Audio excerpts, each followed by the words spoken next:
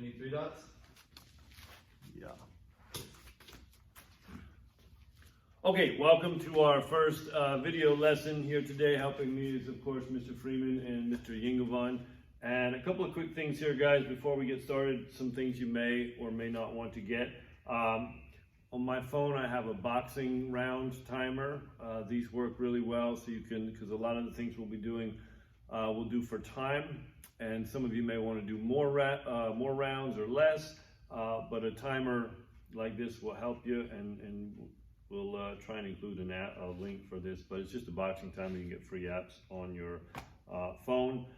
Today we're just going to go over some fundamental stuff that I think everybody needs to practice, and things that you can work on at home with or without a partner. We'll show you variations of both. As we go through this, we're kind of working one camera angle. We'll try and move around so you can see every position. And just kind of bear with us as we go through this. So we're just going to start with a warm-up. So let's go through here, and we'll start. You guys maybe come up just a little here so people can see. And let's do this, right? You can face this way.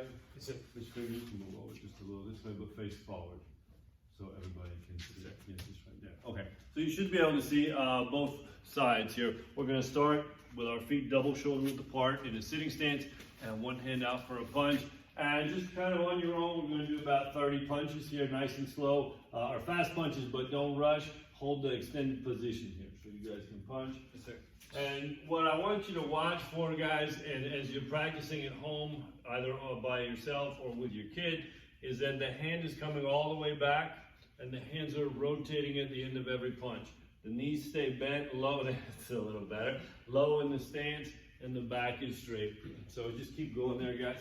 As you're watching, parents, your kids, we want the back straight, and the retraction hand coming all the way back, tucking the elbow in, and on their fist. This is a big problem for a lot of you. You guys know who I'm talking to. The thumb should be on the second finger, never on the inside, never sticking out, and hands don't open and close while we're punching. Staying in that sitting stance there, let's change that to a high block. So now bring the hand up and over the head. The forearm is out in front, retraction hand pull back, and each time we block, the hands are switching at the same pace, and again, the retraction hand coming back. But keep the legs working here, stay low in the stance, and again, just kind of at your own pace here, guys, back and forth. Back stays straight, shoulders up, and then eyes forward.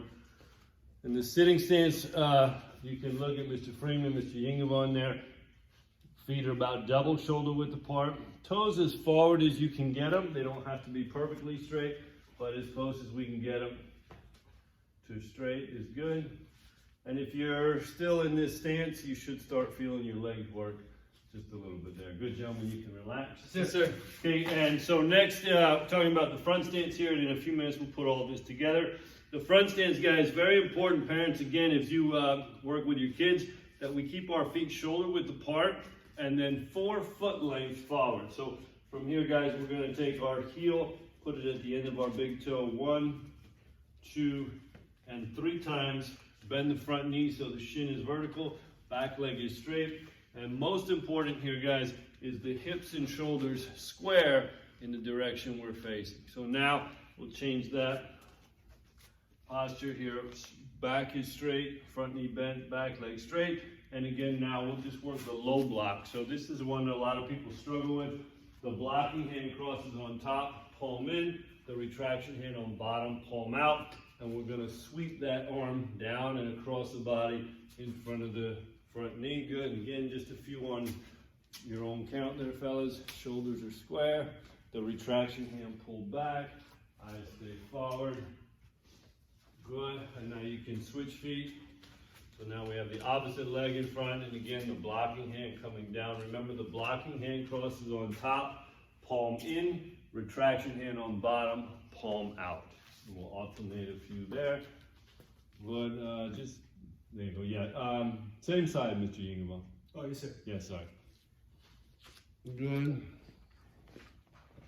And so, guys, you can do this longer or shorter depending on what your leg strength is. You can hold that position You could keep going with this. We're going to move on, but what we want to do now is just work on the stance and the block, and we're going to alternate. So you'll see what we're going to do here is come back to the center point. The leg we're stepping with, that hand crosses on top, and we'll step forward and block. Come back in chamber, step and block, come back, and just alternate a few here. And again, parents, if you're working with your kids or anybody, I would encourage you to set up a phone and take a look at your stances. This is one of the biggest problems we have in our forms training is inconsistency in our stances. And the front stance is a very important stance, and it's a difficult one to get consistent with. So remember, 4 foot lengths or your heel at the end of your big toe 3 times. Front knee bent so that the shin is vertical and the back leg straight. And so here, obviously, this is a very simple technique, the low block. For higher belts, you could make this a cat 2. You could do low high or block punch, as you'll see Mr. Freeman. Yeah, or we can just do everything after I say that's all right. But but you can change this however you like. You could do inner forearm block, low block. You can make this more and more difficult or easier depending on your current ability level. Okay, so you can rest on that or keep going. We're going to move on to what I feel is something that we all need to work on, which is stretching. And so for a lot of kids, this is really what I would encourage you to spend most of your Corona vacation working on, is your flexibility here. So